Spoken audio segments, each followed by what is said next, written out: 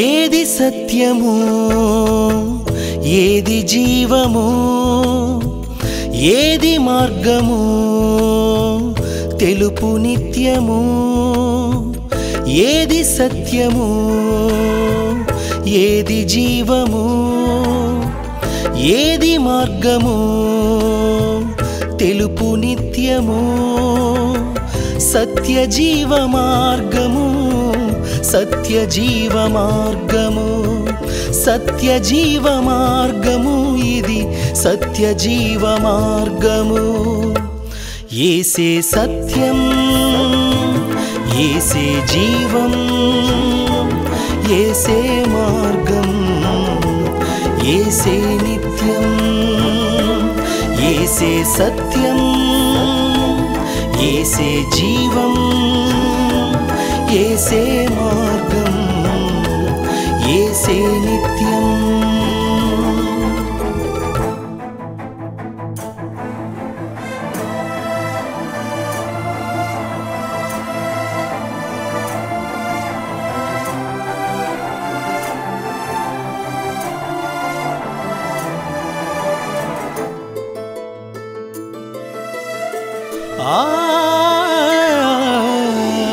మాయమౌను దేహము లోకమంతయు చావులేదు ఆత్మకు ఇది సత్యము మాయమౌను దేహము లోకమంతయు చావులేదు ఆత్మకు ఇది సత్యము మరణమే లేని మహిమలోకానికి నిజమైన మార్గము యేసుక్రీస్తు ఒక్కడే మరణమే లేని మహిమలోకానికి ఏకైక మార్గము యేసుక్రీస్తు ఒక్కడే యేసే సత్యం యేసే జీవం యేసే మార్గం యేసే నిత్యం యేసే సత్యం యేసే జీవం యేసే మార్గం యేసే నిత్యం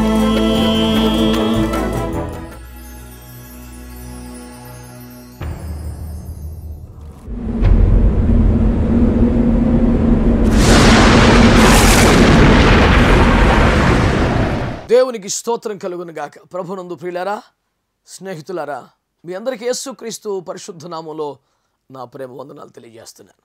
పరిశుద్ధ గ్రంథంలోంచి మీ కొరకు ఒక వాక్యం చదవాలని ఆశపడుతున్నాను. యోహాను సువార్త 18వ అధ్యాయం 37-38 వచనాలు. అందుకు పిలాతు, నీవు రాజువా అని ఆయనను అడుగుగా, యేసు, నీవన్నట్టు నేను రాజునే. సత్యమును గూర్చి సాక్ష్యం ఇచ్చుటకు నేను పుట్టి తిని, ఇందు నిమిత్తమే ఈ లోకమునకు వచ్చి తిని. సత్య సంబంధి అయిన ప్రతివాడును నా మాట వినున నేను.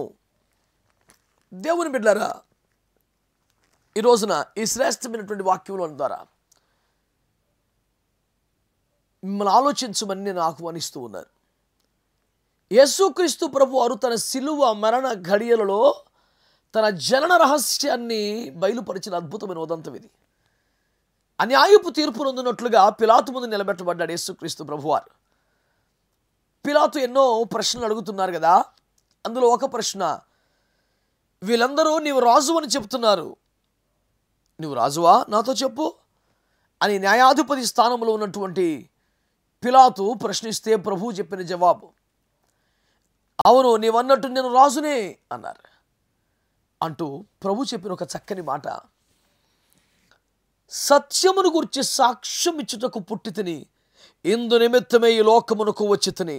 సత్య సంబంధి అయిన ప్రతివాడు నా మాట వినును అన్నాడు.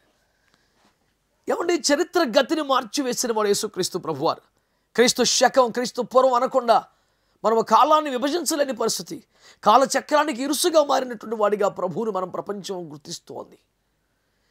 ఇంతటి అద్భుతమైనటువంటి దేవుడు ఈ ప్రపంచ మానవులపై అత్యధికంగా ప్రభావం చూపించినటువంటి వ్యక్తిగా ప్రఖ్యాతి నొందినటువంటి ప్రభువారు ఎన్నో విశేషములున్న ప్రభువారు ఒక ఆశ్చర్యకరమైనటువంటి మాటను ఇక్కడ మాట్లాడుతున్నారు. తన జనన రహస్యాన్ని చెబుతున్నారు. ఎప్పుడు మరణ గడియలలో సిలువను సమీపిస్తున్న వేళ మరికొద్దిసేపట్లో సిలువకు అప్పగించబడి మరణిస్తారనగా సత్యమును గూర్చి సాక్ష్యం ఇచ్చుటకు పుట్టి తిని ఇందు నిమిత్తమే ఈ లోకమునకు వచ్చి తినని ప్రభువారు మాట్లాడుతున్నారు. యేసుక్రీస్తు ప్రభువారి అవతార రహస్యం ఏమిటట? ఆయన జన్మించిన కారణం ఏమిటట? సత్యం చెప్పడానికట. ఆశ్చర్యంగా లేదు? అది లోకానికి దిగి వచ్చిన కారణాల్లో ఒక ప్రధానమైన కారణం సత్యం చెప్పడం. మాత్రం దానికి దేవుడు మహమలోకాన్ని వదిలిపెట్టి ఈ మహీతలం మీదకి రావడం దేనికండి? ఆ మొక్క చెప్పడానికా అనిపిస్తుంది కదా. అది ఎంత ఇంపార్టెంట్ కాకపోతే తన నరావతారంలో ఒక ప్రధాన కారణంగా యేసుక్రీస్తు ప్రభువారు సత్యమును గురించి చెప్పడానికి వచ్చానంటారు. మీరు ఆలోచించాలా? ఎందుకు అని అడిగితే చాలా సూటిగా సూక్ష్మం కొన్ని మాటలు చెప్పనివ్వండి. ఆదికాండము 3వ అధ్యాయములో పరిశుద్ధ గ్రంథములో సాతాను, శత్రువు, నాశన పాత్రుడు సర్పము ఆకారములో వచ్చి అవతో మాట్లాడిన మాట ఏమిటండి? ఇది నిజమా? మీ దేవుడు మిమ్మల్ని పండు తినొద్దని చెప్పాడా? తన అమాయకంగా అవును తిను నిశ్చయముగా చచ్చిపోతానని ప్రభు చెప్పాడు అనగానే ఆ సాతాను అపవాది అబద్ధములకు జనకుడు చెప్పిన మాట ఏమిటి తెలుసా అండి? మీరు చావనే చావరు, పైపెచ్చు మీకు తెలివితేటలు వచ్చేస్తాయి అంటూ చెప్పాడు. ఇప్పుడు గమనించండి, ఆ అపవాది అబద్ధమును వారు విశ్వసించడం, వారిద్దరూ ఆ పండును తినడం, వారు మహిమను కోల్పోవటం, వారు ఆత్మ సంబంధమైన ఒక మరణంలోకి రావడం, ఇవన్నీ క్షణాలు జరిగిపోయాయి. చల్లపూట దేవుడిని యెహోవా తోటలోకి వచ్చినప్పుడు ఎప్పటి మామూలుగా ఎదురుపడి తండ్రి నాన్న అంటూ ఆయన్ని కౌగిలించలేకపోతున్నారు. ఎక్కడో చెట్టు వెనకాల దాక్కుని భయకంపితులై ఉన్నారు. దేవుడు వారితో మాట్లాడుతూ, ఆదామా నీవెక్కడా, నీవెక్కడా? అతడు భయంతో దగ్ధత స్వరముతో మాట్లాడుతున్నాడు. అయ్యా తోటలో సంచరించుచున్న నీ స్వరము ఉన్నప్పుడు నీకు భయపడి దాక్కున్నానయ్యా. ఏమిటి?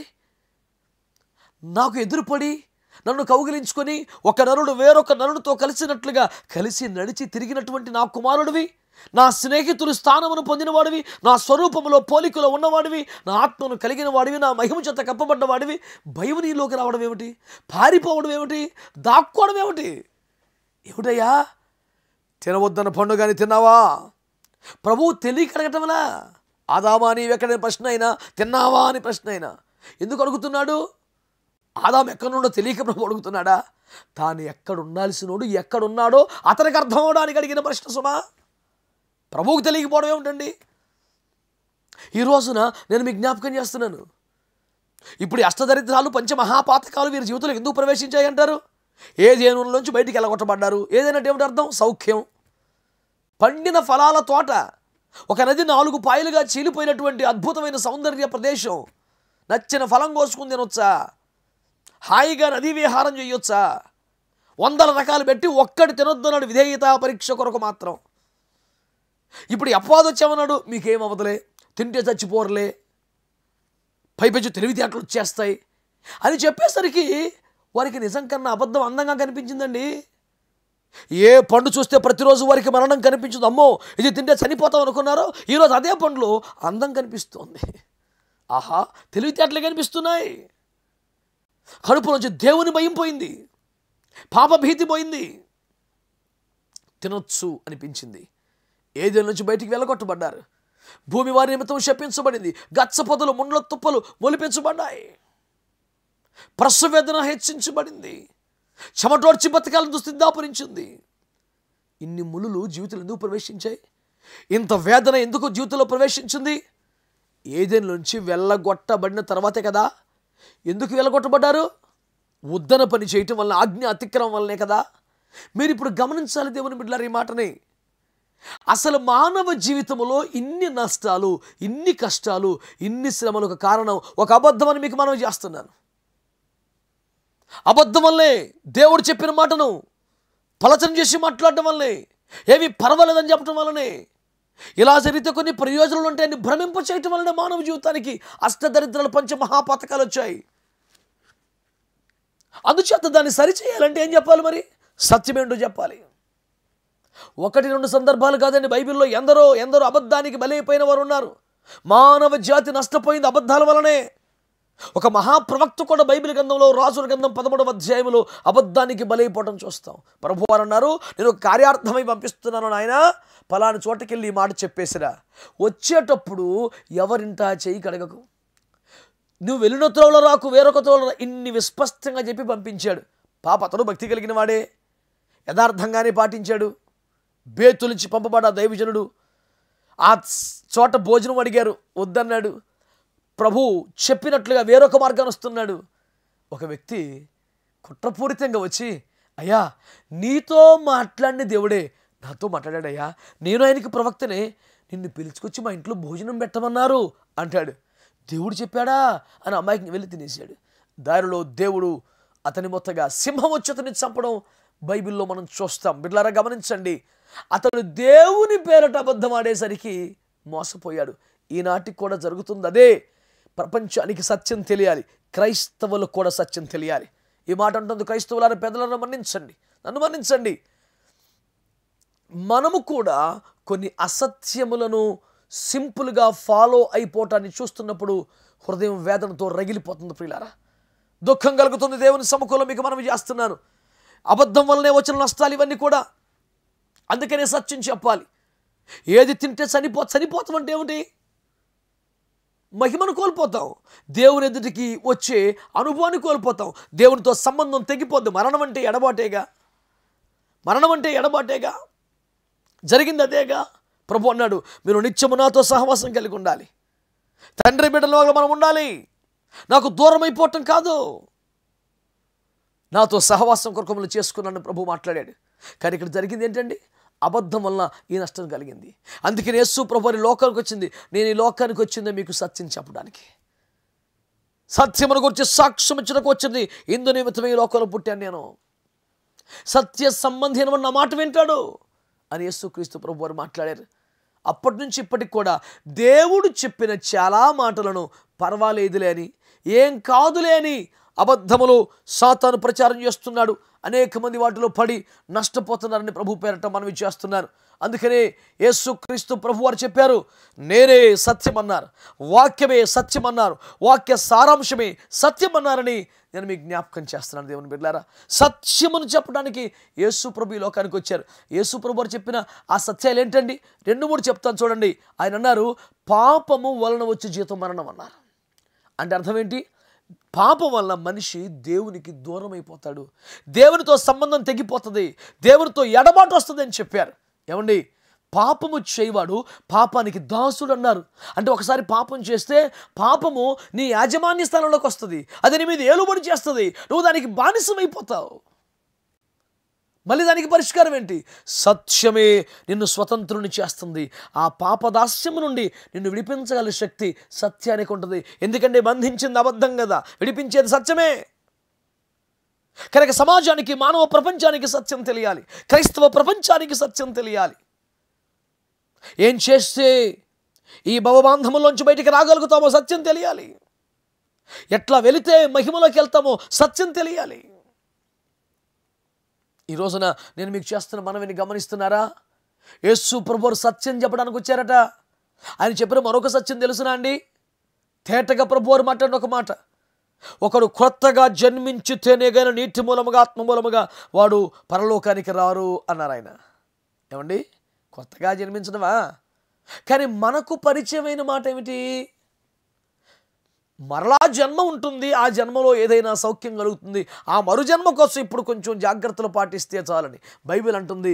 మరలా జన్మ కాదు, ఈ జీవితంలోనే నువ్వు కొత్త జన్మ జీవించాలి, నూతనంగా తిరిగి జన్మించాలి. ఈ నవీన పురుషుణ్ణి ధరించుకున్నట్టుకై ప్రాచీన పురుషుడు పాప స్వభావాన్ని నువ్వు సిలువ వేయాలి, చంపేయాలి. ఒక కొత్త జీవితం ప్రారంభించడం బైబిల్ చెబుతుందని మీకు జ్ఞాపకం చేస్తున్నాను. అది దేవుని వాక్యం ద్వారా, దేవుని ఆత్మ ద్వారా నువ్వు కొత్తగా జన్మించాలని దేవుని వాక్యం చెబుతుంది. మరో జన్మ కాదు, ఈ జన్మలో కొత్త జీవితాన్ని బైబిల్ మాట్లాడుతుంది. 1 కొరింథీ పత్రిక 15:51 అయితే మీకు ఒక మర్మము చెప్పుచున్నాను, మనమందరము నిద్రించము. పుట్టినవాడు గిట్టక తప్పదు అనే భావనలో ప్రపంచం ఉంది. కానీ యేసుక్రీస్తు రెండవ రాకడలో తన యందు విశ్వసించిన వారిని ఆయన శరీరమును మహిమగా మార్చి పరలోకానికి తీసుకెళ్తాడని దేవుని వాక్యం తెలియజేస్తుంది. అది ఎలా సాధ్యమంటారా? యేసు ప్రభువారు మరణాన్ని గెలిచి అందరూ చూస్తూ ఉండగా బహిరంగంగా కొండ మీద నుంచి మేఘములో మహిమలోకి వెళ్ళలేదా? అభూత కల్పనలుగా విశ్వాసానికి ఆలంబన లేకుండా ప్రభు ఏది చెప్పలేదండి. దాన్ని చేసి చూపించి చెప్పారు. ఈరోజు నాకు సత్యాన్ని జ్ఞాపకం చేసుకోండి. బైబిల్ చెప్పిన సత్యాలు ఏమిటి? పైన ఆకాశం అందు కానీ, కింద భూమి అందు కానీ, భూము కింద నేల ఎందు కానీ ఏ రూపమును చేసుకోవద్దు.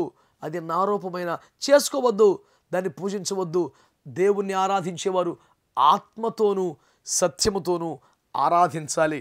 సాధారణంగా చూడండి, ఏదైనా ఒక ఆకారాన్నో రూపాన్నో మనం పెట్టుకొని ఏకాగ్రత కోసం దాని ముందుకు వెళ్ళినా కళ్ళు మూసుకునే కదా దండం పెట్టుకుంటాం, కళ్ళు మూసేగా ప్రార్థన చేసుకుంటాం.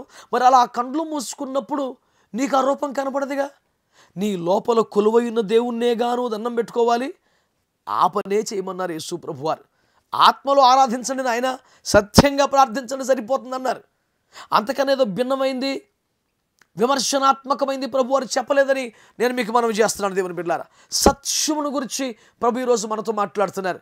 అబద్ధాలు మానవ జీవితాన్ని నాశనం చేశాయి. ఏమండి, ఇది పర్వాలేదులే, ఎలా చేయొచ్చులే అంటూ రాజీ ధోరణితో ఎన్నో సంగతులు మానవ జీవితాలను నాశనం చేశాయి. ఈరోజు నేను జ్ఞాపకం చేస్తున్నాను, యేసు ప్రభువారు సత్యాన్ని గురించి సాక్ష్యం ఇవ్వడానికి ఈ లోకానికి వచ్చారని మనవి చేస్తున్నాను. దేవుని బిడ్డలారా, ఆయన చెబుతున్న మరొక అద్భుతమైన సత్యాన్ని నేను జ్ఞాపకం చేయనా?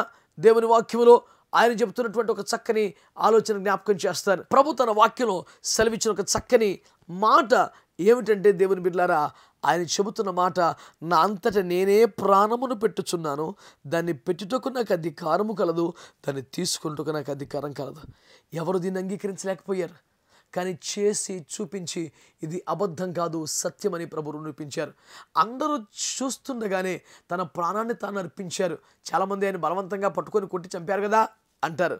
కానీ పలుమార్లు అదే గెత్సేమనే తోటలో వారు వెతుకుతూ ప్రభువుని పట్టుకొని లేక విఫలమైపోయినారని ప్రభు తానే వారి ఎదుటికి వెళ్ళి మీరు ఎవరిని వెతుకుచున్నారు అనగా, మేము నజరేయుడైన యేసుని చెప్పినప్పుడు నేనే అని ప్రభు వారు ప్రత్యక్షపరుచుకుంటే వారు ఆ తేజోమూర్తి ఎదురు నిలబడలేక పడిపోయినారని లేఖనములు ఆధారాలు మనకు లేవా?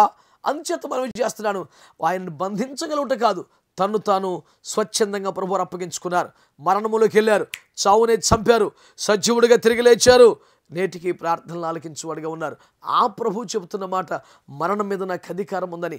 అది సత్యం అవ్వలేదా?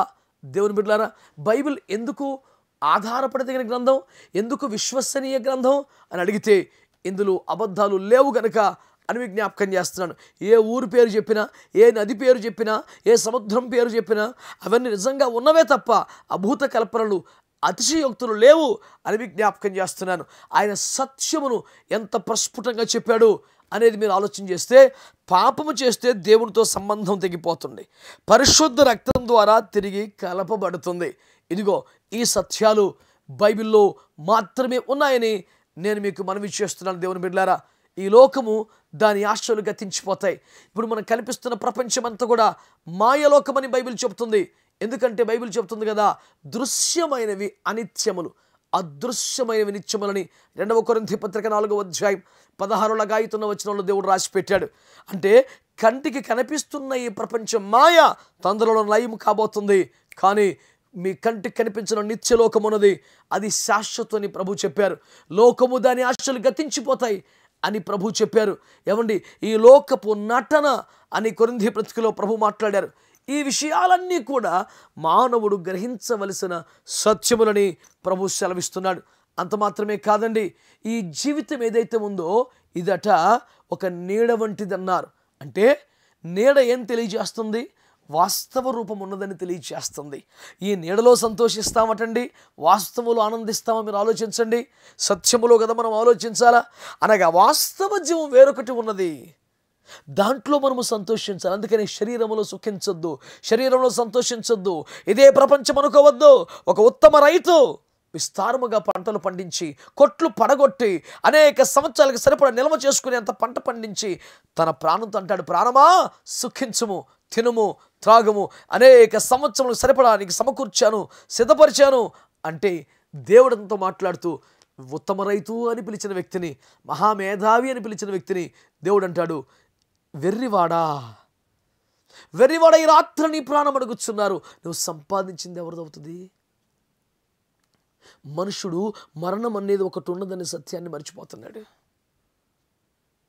సంపాదన ఉంది కదా, ఆస్తులు ఉన్నాయి కదా, ఇక పర్వాలేదు అనుకున్నాడు. ఏది స్థిరము కాదే, ఏది శాశ్వతం కాదే. చివరిగా ఒక సత్యాన్ని మీకు చెప్పాలి. లోకం గతించిపోద్ది, దాని ఆశలు గతించిపోతాయి. కానీ మొదటి యోహాను 2:16-17 ఏం చెబుతున్నాయి? లోకము దాని ఆశలు గతించిపోరు, కానీ దేవుని చిత్తము చేయవాడు నిరంతరం నిలబడతాడు. ఏమిటేమిటి? ఒకరు నిరంతరం నిలబడతాడా? అతడికి చావు రాదా? అతడికి మరణం రాదా? అతను నిరంతరం ఎలా నిలబడతాడు? ఇక్కడ ఒక సత్యాన్ని ప్రభు చెప్పారు. అతడు, నీవు అనబడుతున్నది నీ ఆత్మకు సంబంధించిన మాట, శరీరం కాదు. ఉదాహరణకి నా పేరు జఫన్యా శాస్త్రి. ఈ జఫన్యా శాస్త్రి అనే పేరు నా శరీరానిదా, ఆత్మదా? జఫన్యా శాస్త్రి అనబడుతున్న వ్యక్తి ఈ శరీరంలో బ్రతుకుతున్నాడు సుమా. మనకు ఇల్లు ఎలా ఉంటుందో ఈ శరీరం అనేది మన ఆత్మకు ఇల్లు. ప్రభువారు బైబిల్లో చెప్పిన పరమ సత్యమని జ్ఞాపకం చేస్తున్నాను. ఈ శరీరం మట్టికి వెళ్ళిపోద్ది, ఈ ఆత్మ దేవుని దగ్గరికి వెళ్తుంది. మీకు ఆ మాట అర్థం కావాలంటే, నేను చనిపోయానుకోండి ఒకవేళ, ఏమంటారు? జఫన్యా గారు చనిపోయారంటారు. నా శవం అక్కడ ఉంటే ఏమంటారు? జఫన్యా గారు ఇక్కడ పడుకున్నారు అనరే. జఫన్యా గారి శవం ఇది, జఫన్యా వెళ్ళిపోయాడు అంటే ఆత్మకు చావు లేదన్నమాట. ఆత్మ ఎక్కడికో వెళ్ళిందన్నమాట. ఎక్కడికి వెళ్ళింది? అది నీవు నేను తెలుసుకోవాల్సిన సత్యం. ఇక్కడ బైబిల్ చెప్తుంది శరీరానికి చావు ఉంది, కానీ ఆత్మకు చావు లేదు. బైబిల్లో దేవుడు ఆ మాట తేటగా చెప్పాడు. ఏమని? నరకం అనే దాంట్లో నీ ఆత్మ వెళితే అక్కడ అగ్ని ఆరదు, పురుగు చావదు. నరకానికి వెళితే కూడా ఆత్మకు చావు లేదు. మరి చావు లేని ఈ ఆత్మ నరకంలోకి వెళ్తే యుగ యుగాలు బాధ. ఏమిటి నరకం అంటే? అగ్ని గంధకములతో మండు గుండమని వాక్యం చెబుతుంది. అలాంటి భయంకరమైన అగ్ని గంధకములతో మండు గుండమును తప్పించుకోవాలంటే ఏం జరగాలి? నీ ఆత్మ విమోచించబడాలి, అనగా పాపక్షమాపణ పొందాలి. మరి పాపక్షమాపణ ఎలా జరుగుతుంది? పరిశుద్ధ రక్తం వల్లనే పాపక్షమాపణ జరుగుతుందని ఇప్పటికీ మనం జ్ఞాపకం చేసుకున్నాం. కాబట్టి పిల్లరా, మన ఆత్మకు చావు లేదన్నది నిజం. అది స్వర్గమైన నరకమైన అది నిత్యమే. అందుచేత యుగ యుగాలు అంతములేని నరకములో బాధపడటం, కాలుకి చిన్న నిప్పుర వంటుకుంటే తట్టుకోలేమే. యుగ యుగాలు నరకములు ఎలా ఉంటాం? అందుకే దాన్ని నరకం అన్నారు. దాన్ని తప్పించుకోవటానికి మన జ్ఞానము కానీ, మన తెలివి కానీ, మన ప్రయత్నాలు కానీ సరిపోవు. పాపక్షమాపణ జరిగితేనే నీ ఆత్మ ఇక్కడ కడగబడాలి, శుద్ధీకరింపబడాలి, పవిత్రపరచబడాలి. అది మనుషుల ప్రయత్నం వల్ల కాదు. కల్వరి శిలువలో యేసు క్రీస్తు ప్రభు అమూల్యమైన, నిష్కలంకమైన, నిర్దోషమైన పవిత్ర రక్తమును కార్చి మన కొరకు రక్షణను సిద్ధం చేశారు. ఈ రాత్రి, ఈ పగలు అనే వ్యత్యాసం లేదు. నువ్వే సమయంలో ఎక్కడ ఉన్నప్పటికీ ఈ మాట ఆలకిస్తూ ఉంటే, ఆ యేసు రక్తమును ఆశ్రయించగలిగితే, అనిదా శరణమనాస్తి త్వమేవ శరణం మమ అని ఆ రక్తం దగ్గరికి రాగలిగితే, ఇదిగో యేసు రక్తము నిన్ను ప్రతి పాపము నుండి కడిగి పవిత్రపరుస్తుంది. ఇది సత్యమని మీకు మనవి చేస్తున్నాను. కనుక దేవుడు ఉన్నది సత్యం, స్వర్గం సత్యం, నరకం సత్యం, ఈ శరీరం మిథ్య, ఈ లోక మిథ్య, నీ ఆత్మ సత్యం. ఈ ఆత్మ పాపముల చేత మురికి పట్టిన మాట నిజం. పాపములతో నువ్వు మరణిస్తే శరీరంలో ఉండగా దీన్ని జాగ్రత్తలు తీసుకోకపోతే నరకానికి వెళ్ళాలి, యుగ యుగాల కాలాలి. ఆ నరకాన్ని తప్పించుకోవటం కొరకే పాప క్షమాపణ పొంది యేసు రక్తాన్ని ఆశ్రయించి నువ్వు పరిశుద్ధుడవైతే, పవిత్రుడవైతే మహిమలోనికి వస్తావు. ఈ సత్యమును అంగీకరించగలిగిన ఈ సత్యం నుండి స్వతంత్రుని చేస్తుంది. దేవుడు నిన్ను రక్షించునుగాక. ప్రేమ కలిగిన మా మహాపరిశుద్ధ తండ్రి, యేసు రక్తము ద్వారా నీ కృపాసనకు రాగలుగుతున్నాను. మరొకసారి నీ వాక్యము ద్వారా మాకు సత్యమును నేర్పినందులకై స్తోత్రము. అబద్ధము వలనే మానవ జీవితానికి నష్టములు, కష్టములు సంప్రాప్తమైనాయని, సత్యము మాత్రమే ఈ పాప బంధకులు విడిపించగలదని మీరు తేటగా నేర్పినందుకై స్తోత్రములు. అబద్ధము నుండి విడిపించబడి నరకమును తప్పించుకొని మోక్షము చేరుటకై సత్య సంబంధముగా మారు కృప ఎల్లరికూ ప్రసాదించమని, ఈ సత్యమును అంగీకరించి తమ పాపములు ఒప్పుకొని విడిచిపెట్టి పాప క్షమాపణ కొరకు మీ రక్తమును ఆశ్రయిస్తున్న ప్రజలందరినీ రక్షించి మహిమలోనికి చేర్చమని యేసు నామములో ప్రార్థించి పొంది ఉన్నాము తండ్రి. ఆమేన్. మన పరమ తండ్రి దేవుని శాశ్వత ప్రేమ, కుమారుడు యేసునాథుని నిత్య నిబంధన సంబంధమైన కృప, పరిశుద్ధాత్మ దివ్య సహవాసం ఎల్లరకు తోడై సత్య సంబంధులుగా చేసి మహిమలోనికి నడుపునుగాక. ఆమేన్.